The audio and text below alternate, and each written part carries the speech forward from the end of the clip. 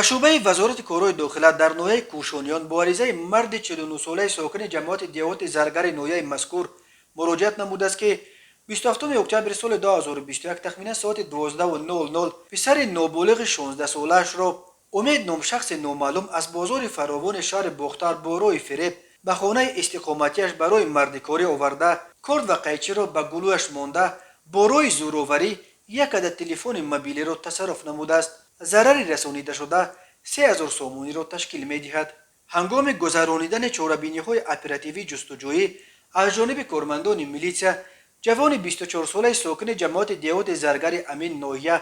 با گمان صادر نمودن جنایت غارتگری دستگیر کرده شد.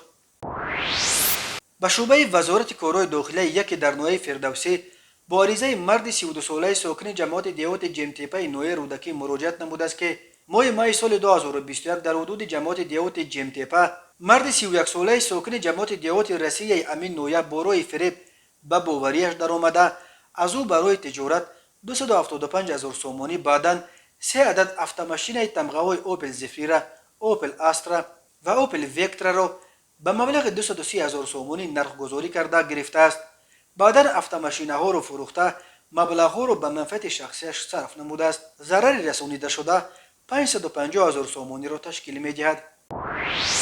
به شعبه وزارت کارهای داخله در نوحه روشن با عریضه مرد 36 ساله ساکن جماعت دیهات سوناب نوحیه مذکور مراجعت نموده است که شب 22 و 23 اکتبر سال 2021 تخمین ساعت 00:50 شخصان نامعلوم با راه پنهانی به خانه استقامتیش درآمده از آنجا 4000 سومانی را دزدیده از جای حادثه غیب زدند. هنگام گذرانیدن چاره‌بینی های اپراتیوی جستجویی از جانب کارمندان میلیسیا